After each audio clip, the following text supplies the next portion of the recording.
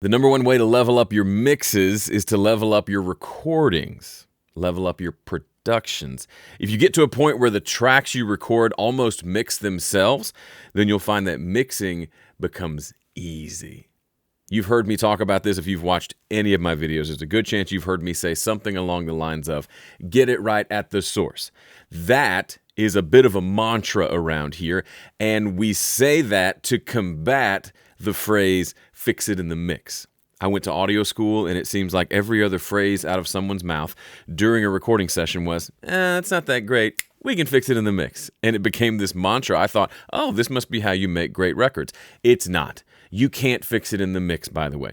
There are things we can do in the mix. Mixing is important. Mixing's fun. But if you consistently record tracks that are just mediocre at best, and then you spend all your time in the mix trying to make these meh tracks sound incredible, you're never going to get mixes that you're super proud of. But if you can go back in time, or just go back and focus more on getting that recording piece right, on making tracks that when you just play the raw tracks, it moves you, then your mixes will automatically improve without you having to learn any new mixing tricks or any new skills, because you're improving the source material to begin with. I talk about this a lot, and some people are saying, okay, Joe, I believe you, I get what you're saying, but how do we do this? And also, what do good tracks sound like? That's what I want to go through today. I just finished up recording a song with my band, Stare Down. And the song is called Irrelevant, and it's a pretty straightforward rock tune that we wrote, recorded in this room, and I'll be mixing here soon and releasing. But before I do that, I wanted to give you a bit of a tour of the tracks themselves that we recorded and what I would consider tracks that we did a good job of getting it right at the source, and tracks that will lend themselves to be easily and quickly mixed because there's not a lot of big problems there. Now, it's important to keep in mind that we're talking about getting it right at the source. We're not talking about necessarily getting it perfect. Perfection can make for a nice target to aim for, but if you get too in the perfectionism world, you'll never finish the recording. You'll always be trying to just do little bits and tweaks to make it perfect. We're just talking about making it right, getting it good enough, getting it to be not bad and to be something that moves you as a human.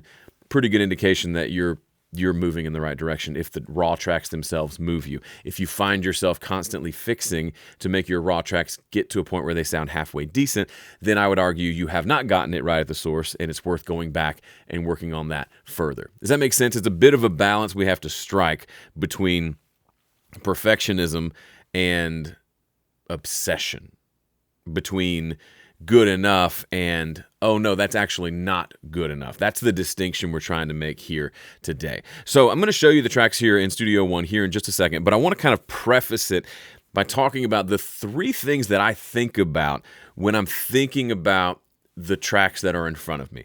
Three criteria that I use for evaluating if we got it right at the source or if we didn't.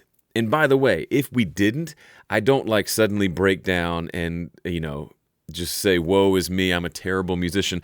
Generally, it just means we say, let's do that again.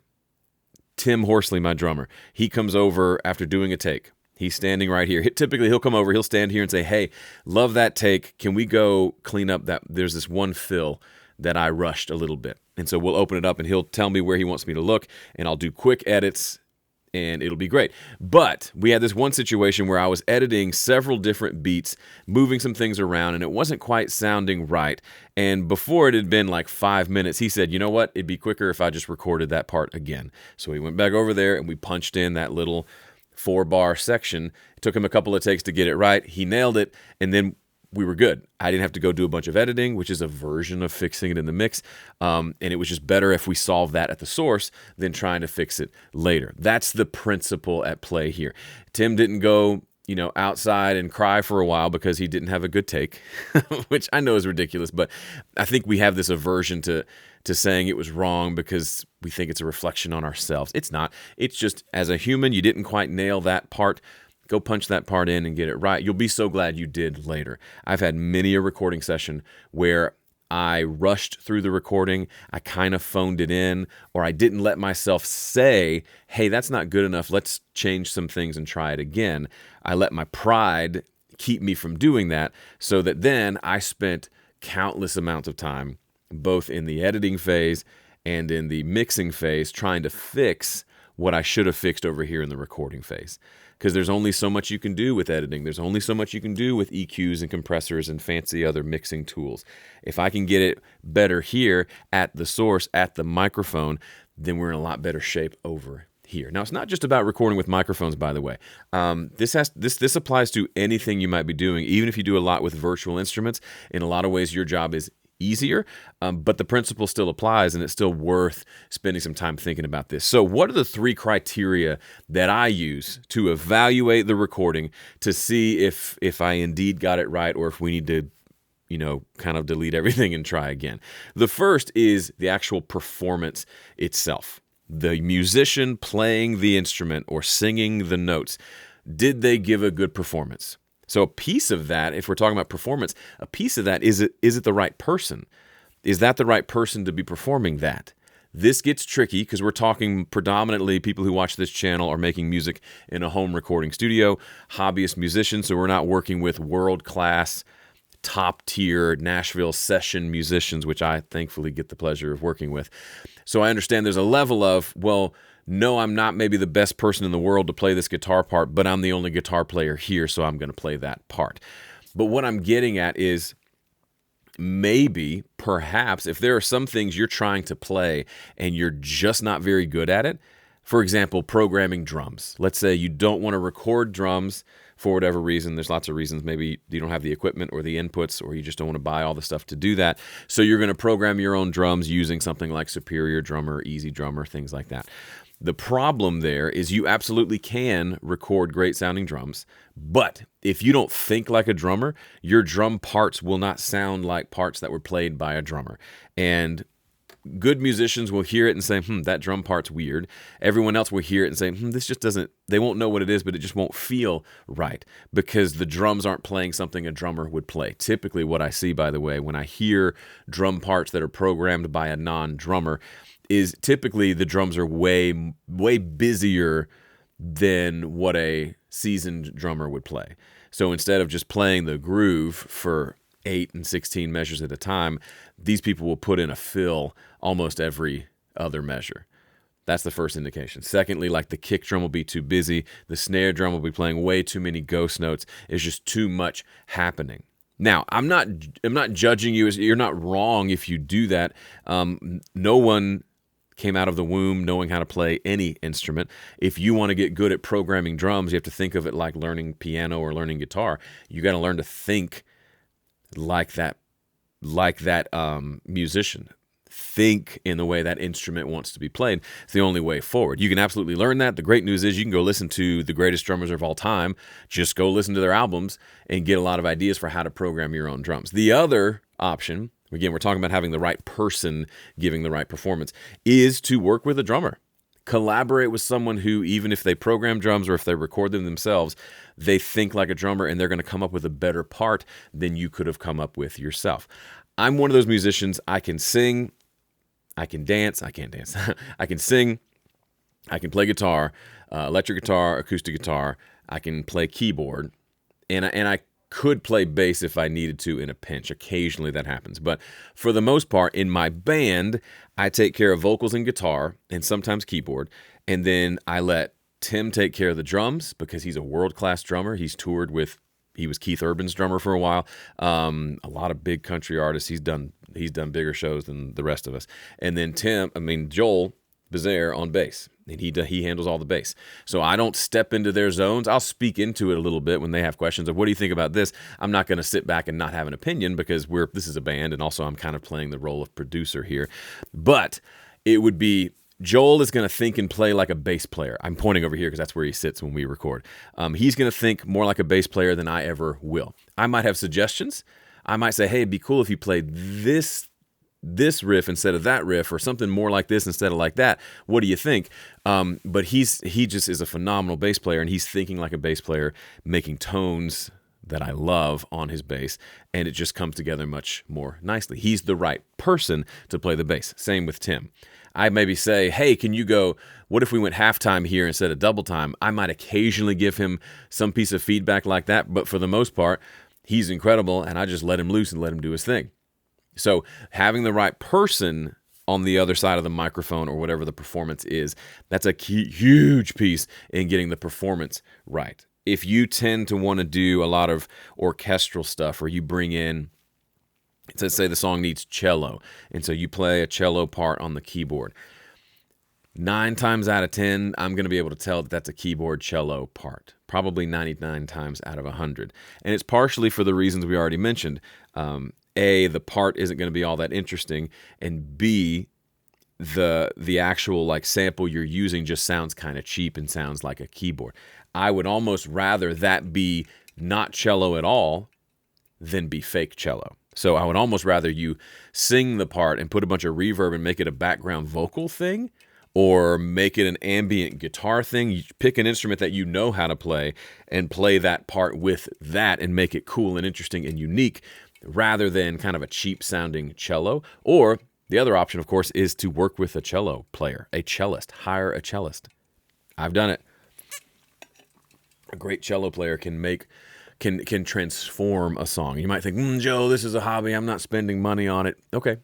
First of all, just take a look around your studio. Have you spent money on your studio before? Yeah, of course you have. Might be worth spending money to get a great musician on this song. And what's really interesting, when you do spend money on your music, it forces you to think about your music differently. For one thing, you might not choose to put cello on everything, because maybe everything doesn't need cello, and now that you're shelling out a few bucks, you might realize, well, these 4 songs I was thinking about using, they're actually not even great. I don't even know if I want to produce them, but this one that's incredible, that's the one I'm going to go all in on. Then you spend some money hiring, let's say, a drummer and a cello player. They take it to the next level. The song is incredible, and you're much more likely to finish it because you've already put some money into it, and you're going to take it all the way to the finish line. Much more likely than if you did everything yourself in kind of a mediocre way. Now, I'm not trying to ruffle your feathers or make fun of you.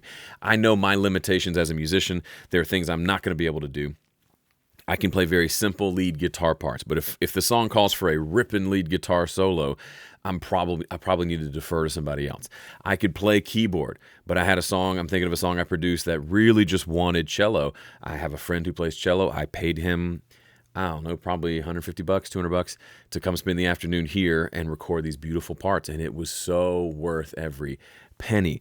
And now I haven't used him since because I haven't had a song that really needed it, but I absolutely have this idea of producing an EP of some sort with me and a string quartet. I actually played a funeral for a friend whose mom passed away, and it was I just showed up, but he hired a musician who kind of put together piano, string quartet, and then me on acoustic and singing. It was just beautiful, and I thought, I got to do more of that. These are things that are possible. But when you limit yourself to thinking, I love doing everything myself, DIY is a way of life for me, that's all well and good, but recognize your limitations. And I would say just don't step beyond them. So don't put in a cello part if you're not going to be able to make it convincing and good. Come up with something else or get the right person to play it, but don't just force that thing. Okay, we're talking about the 3 things that make up what I call I've gotten it right at the source. We're still talking about performance. We have the right person. What else? The right tone. Now, this, I mean the actual performance itself. So guitar players, we get this. Electric guitar players, is this the right guitar tone for the job? Is it the right amp, the right pedals, the right effects? We want to make sure it's the right thing and not defer those decisions until later. This is one of the reasons why I don't like to use amp modeling plugins for my guitar tone, because it's too tempting to record the whole song and then come back the next day and go start tweaking amp settings on the previously recorded parts. That's a plus side of using those plugins, right? I have a raw DI guitar part there on the track, and it's running through the plugin, so I can literally go back in time and readjust those settings. That can be wonderful. For me, that's a trap. So I actually prefer to record my tones on the way in. I still use amp modeling, but I use it outside of the computer so that I'm recording just raw guitar sounds, forcing myself to get it right and get the right tone early at the source. And then the final piece of the performance is the emotion. Is it does it evoke the emotion that you want? This is especially true for vocals. When I'm singing a part, I do want it to be on pitch, sure, but I'd much rather it be an emotional performance with a really cool vocal tone and be slightly pitchy than be perfectly on pitch but just a boring part. Because I can always do a little bit of tuning later, but I can't fix boring tone later. Or it's a much heavier lift for me. So those are things I'm thinking about in terms of the performance itself, just the musician playing the part. Did they do it good enough for our purposes here? The second thing I think about is the part that they're playing. So first is performance, second is part, or you could call this production. What are they playing with the song? If you have everybody in the band, every instrument, every person playing on this song just playing 4 chords, just banging out chords, that's great for the first few tracks maybe, but if everybody does that and nobody's doing anything melodic, nobody's playing any sort of hook, it's just banging out chords, guess who gets bored real fast? Everybody. The listener's like, give me something to listen to. And you may think, but Joe, my song has vocals, my song has lyrics. That's plenty to keep people interested. Okay, but if you're fully producing something, if it's just a guitar and a vocal, yeah, you can just have them banging out chords and it's amazing. But I would even suggest adding in melodic elements, adding in hooks to the guitar part itself can take it to a whole new level. Think Jeff Buckley, Hallelujah. Amazing song, amazing performance. He could have just strummed chords on that Telecaster while he played, but he played a bunch of cool melodic things.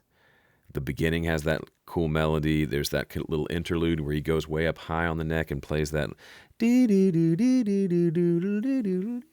and his vocal's amazing, but all those things come together to make that an actual masterpiece. By the way, Jeff Buckley, if you're not familiar with Jeff Buckley, go listen to his album Grace. Came out in 96, I believe. He passed away in 97, sadly. And there's a documentary that my whole family, my wife and I and our 14-year-old son watched. Fantastic, about his life. Super interesting. Such an artist, such a great performer, such a great songwriter, such a great musician. We could all learn gobs and gobs from just listening to that record, Grace. Anyway, the idea of we have a good performance, but we want that performance to be of a great part for the song. So it very well might be that the best part for this instrument to play is just the chords, but it might be something different. It might be a different voicing, a different tone, a different altogether notes being played that will add to the song in a way that maybe nothing else can and will make for a really unique and interesting moment. So performance, part, and then, of course, the recording itself. How does the actual, when I press play on the raw thing that's sitting there, does it sound pretty good already? Doesn't have to be perfect, but did we capture it well? If we're talking especially with using microphones, was the microphone way too close to the acoustic guitar so that the recording just goes whoa, whoa, whoa, whoa? Sounds like a subwoofer like blowing up the trunk of somebody's car. If so, I would argue we did not get it right at the source. I have a whole album. I recorded a whole album's worth of acoustic guitars. Listened on headphones. It sounded fine-ish while I was playing it. Came back a week later and listened to the recordings after having spent an entire Saturday recording those guitar parts, only to find the guitar part sounded bad. I had recorded way too close to the microphones. In that situation, I actually just forced myself to move forward and to finish the project and to mix the song. And those guitars were the bane of my existence. They never sounded great, even though I mixed the crap out of them because I did not capture them well at the source. Better believe I didn't make that mistake again. So it's one of these this is one of those lessons that you'll nod your head as you watch this video in agreement, but if you've never done it, you don't get it yet.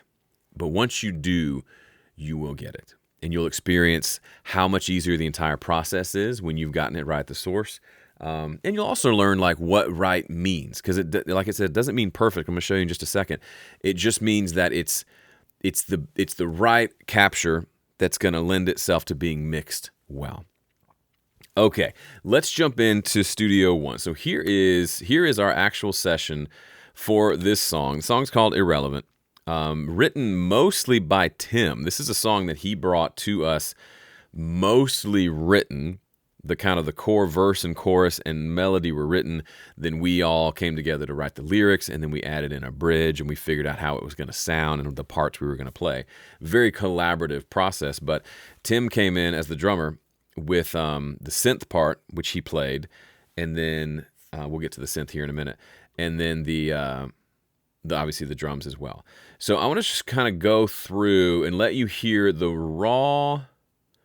just the raw guitar, drums, and bass that we recorded on tracking day. So people think this is weird, but in Nashville, when we have a day where we record drums, bass, and guitars at the same time, we call that a tracking day. It's just a recording day, but we are actually, Tim's over there with his kit. We all have headphones on, in-ears in, and we're literally playing together. So this is, let's play a little clip of what we recorded together. Here we go.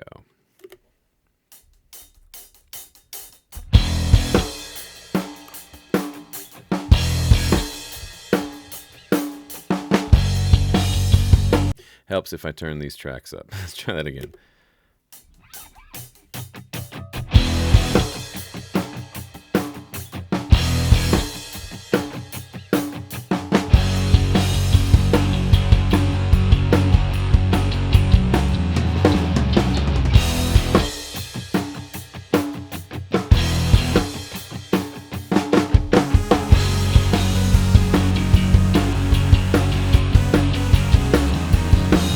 So that's the essence of the song. It has this synth part. I'll let you hear that here at the beginning.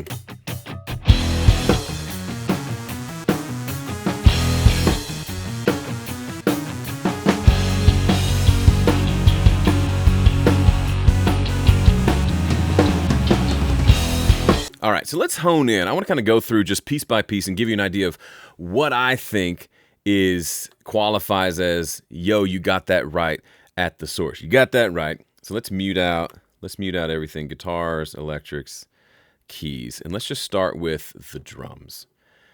So if we listen to these drums by themselves, this is kick, sub-kick, snare, a fat mic, which is a ribbon fat head microphone, just literally hovering over the kick drum, so it's getting a lot of kick and snare.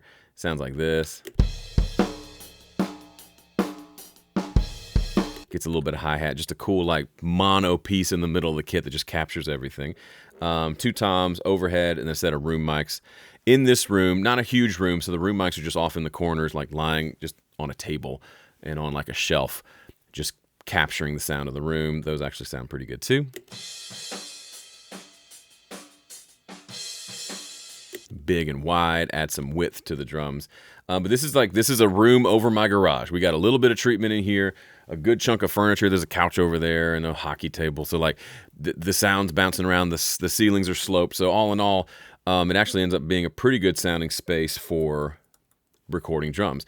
But here is, let me just play it all for you now. Here is the raw recorded drum mix. No plugins on this.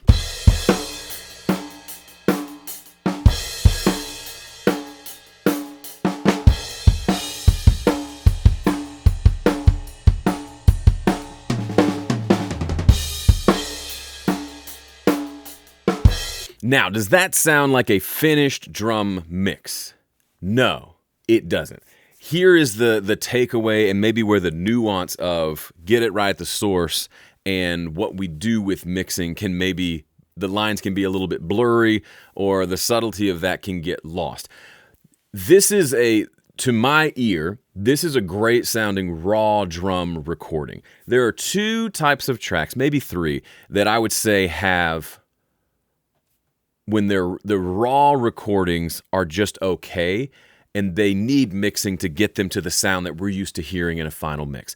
Those 2 things are drums and vocals.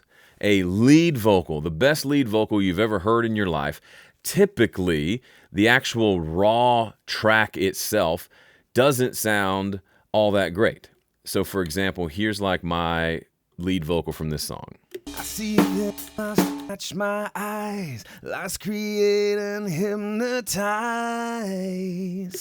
It sounds fine. It's kind of woofy. It's got some thickness to it. It doesn't have the cool like compression on the top that we tend to want out of vocals. It's just there's a lot to be desired. So same with drums. We're used to hearing drums with a good amount of like compression and some EQ shaping that overall tone.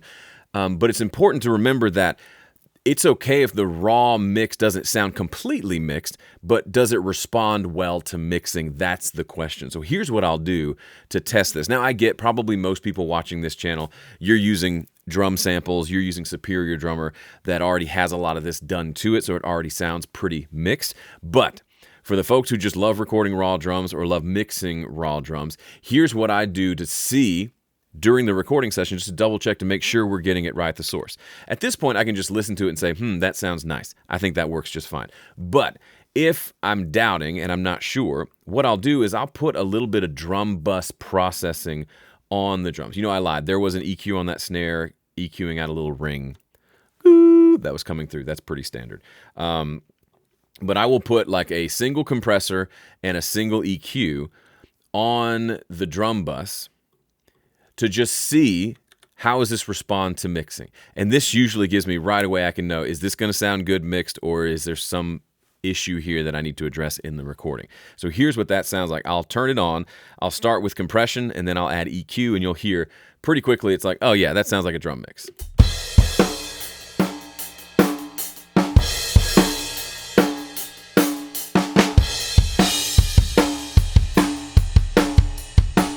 I mean, that's pretty great to me.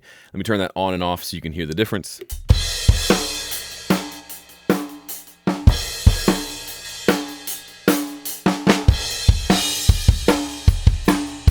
For those listening on the podcast, that was just like a FET comp and then a vintage EQ that pulled out like 360, a little boost at 5K. That's it. So that tells me very quickly, cool, this is gonna be just fine. And usually what we'll do is I'll throw that on the drum bus during the recording session.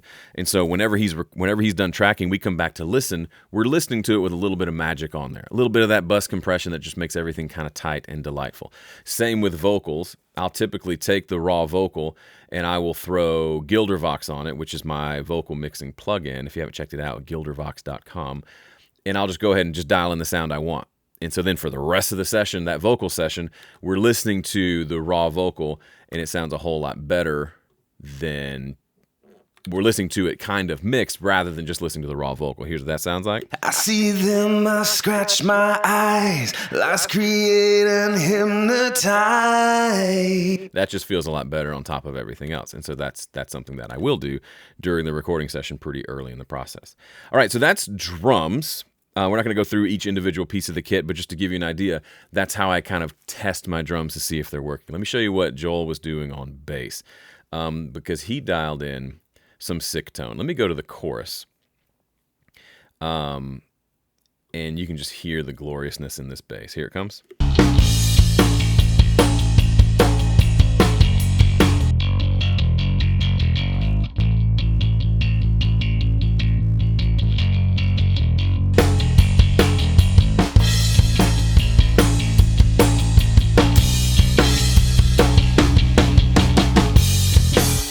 That is if you're not a bass player, or even if you are, that is the sound of a Music Man Stingray.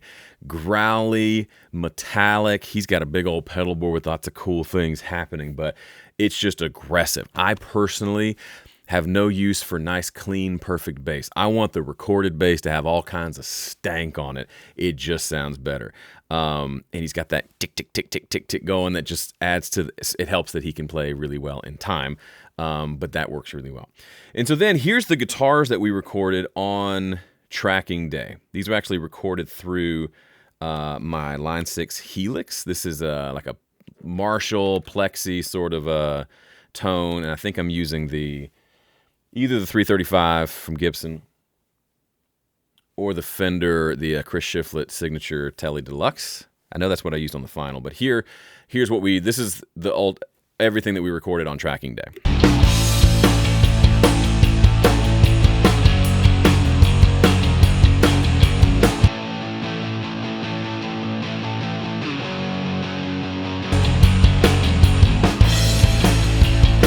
played the wrong chord there. So yeah, we would record a take. I would do one, and then we would record another take. I'd pan my first one to the left and record the second take and pan it to the right, so we get nice doubled guitar. But that's all baked into the sound. There's no plug-in running amp modeling. It's just that. Let's actually spend a little time talking about guitars because I got a new toy. The folks at Fender, because I do a lot of work with Fender, a lot of videos for them, specifically for Studio One, from Personas, because if you didn't know, Fender bought Personas, so Fender's now kind of over everything. But I had them send me one of these. This is the Fender Tone Master Pro. This is a floorboard, full-on amp modeler, so it models a whole bunch of amps, including obviously a lot of Fenders, but others.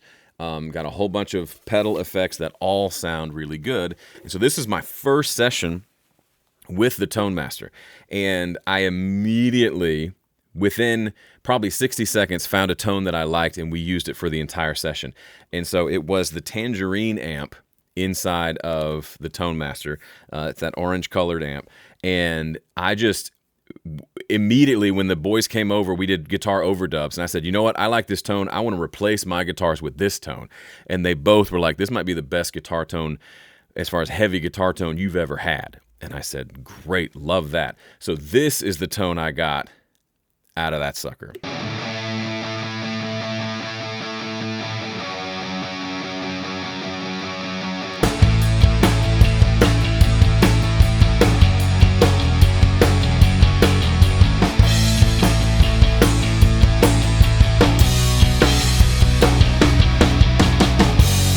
Man, it's just so nasty, but still thick. And I've got this cool little bend that I did.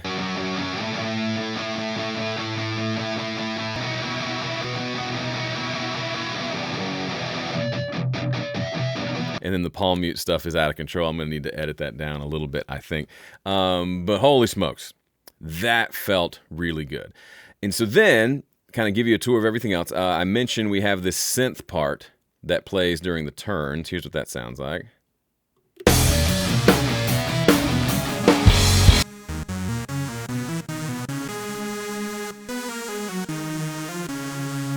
Well, Joel, the bass player, got himself a synth pedal and said, hey, I'm going to learn how to play that.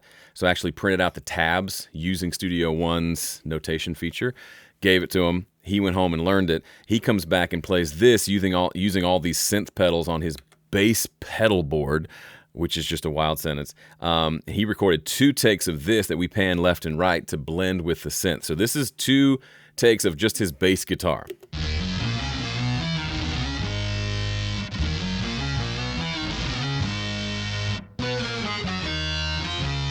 And then here it is with the original synth now.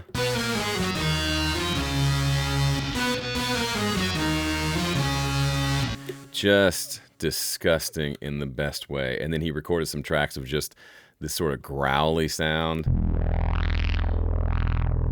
that we just used to kind of fill in gaps in the production and spaces that could use a little extra sound. So yeah, all of that came together to make for some delightful sections between, like at the end of the chorus going into verse 2.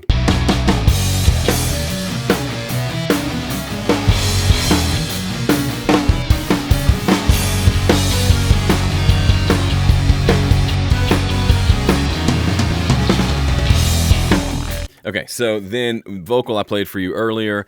Then the only other thing we did from a production standpoint is we modulated for a bridge. So we just played the chorus, and then we played the chorus again, but we took it up a minor third. So the chorus was kind of went between A major and F sharp major, and then for the bridge, we just took it up to go from C to A major, which was actually the original key of the song when we wrote it. We took it down because it was too high for me to sing. So for whatever reason, it just kind of worked. So here's what that sounds like.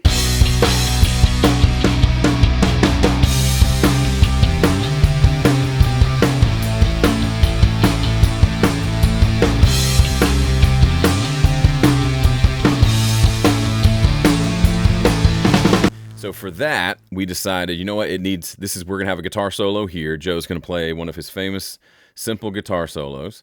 And so I added that here to kind of Joel's playing this sick bass line, boo-doo-doo-doo-doo-doo-doo, and then I play a part kind of call and response to that turned out kind of fun.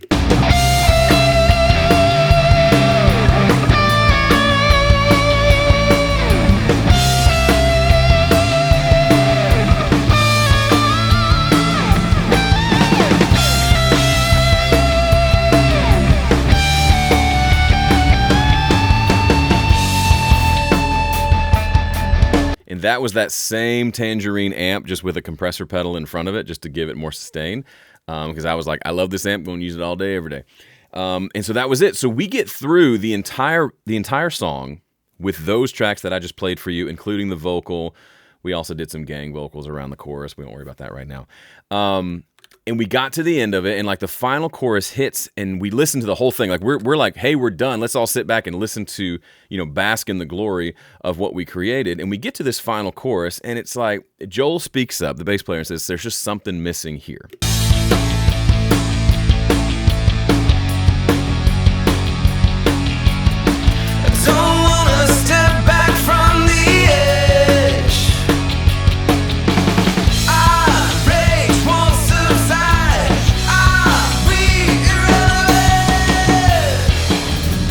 So he was saying there's something about that chorus musically that just didn't feel quite right.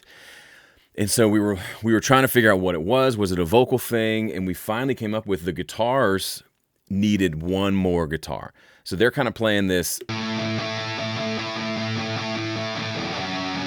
kind of playing fifths on an A up at the 5th fret and then dropping down to the 2nd fret on the F sharp, no thirds.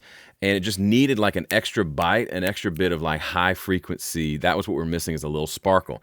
And so we played around with tones for a minute until we found this very, very simple guitar part that just pulled everything together.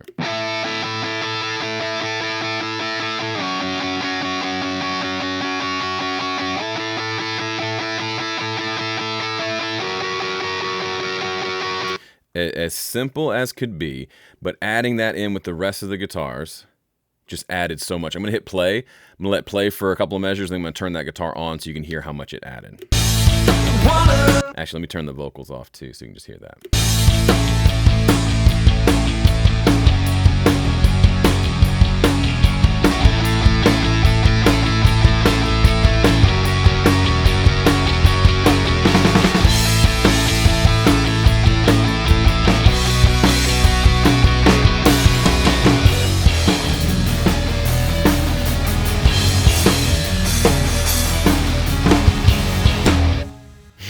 That song still makes me laugh. It fills me with so much joy. All right, so those are the sounds, those are the tones, and that is the raw recording. By the way, I did not keep those first guitars from the Helix. I just replaced them with the Tone Master Pro because it really did kind of rock my face off. And as we listen to that, like as I listen, I feel things. I get goosebumps. I'm dancing in my chair. I'm making a stank face. All those things are triggers in my mind of like, hey, we're on to something. And so this is not mixed, aside from we did put that plug-in on the drums to kind of make them tighten up. The vocals have some plugins on them right now. But everything else, guitar and bass, we just captured a tone that we wanted, and we kept messing with the tone until the captured tone was what we wanted in the mix, and now that's there. So there might be a little bit of EQ shaping that I do across those guitars, a little bit, probably to tame those upper mid frequencies so they don't get too harsh, especially on that lead guitar part. But for the most part, mission accomplished. We captured some tracks that we're really proud of that we know are going to take us into the mixing and mastering phase. We're going to get through that real quickly because we spent plenty of time here getting the raw tracks done. Now, I show you all of this. I hope it doesn't come across as me just trying to show off our new song, although I do want to show it to you because why not? It's my channel. But I want to demonstrate this is kind of me putting into practice what I preach. This is what getting it right at the source to me means. It's never get it perfect at the source. These aren't perfect. There's some ringing in that snare that I had to take care of. We're going to deal with that. I captured a really thick snare. Now the challenge will be to get it bright enough to work in the mix. But this is the journey that we're on. If your tracks don't get pretty stinking close with almost no plugins or no plugins at all, then that's a good indication. Let's take some time and let's get better on the front end at capturing the source, because then the back end becomes way, way easier. Speaking of making the back end way easier, if you don't have a system that you use for mixing, I could not recommend highly enough that you come get a ticket to the Speed Mixing Challenge and get the Premier Pass upgraded ticket. That gets you into a Q&A session with me a full hour before every day of the challenge. It's a 5-day online challenge, a 5-day experience where we spend a couple of hours together every day for 5 days. And if you can't make the live recordings, the live calls, there are recordings available so anybody can attend. I give you homework, I give you stuff to do, and I help you rethink the way that you think about mixing, not just so that you mix faster, although you will. And the reason we want to mix faster is so we can release more music and make more music and be more prolific. But the real secret here is you're going to be a much better mixer because you'll learn how to make better mixing decisions. Come get your ticket. Go to speedmixingchallenge.com to register for your ticket for the next upcoming Speed Mixing Challenge. Hey, thanks so much for sticking with me in this video. Hope this was really helpful for you, and I'll see you next week. Thanks for watching.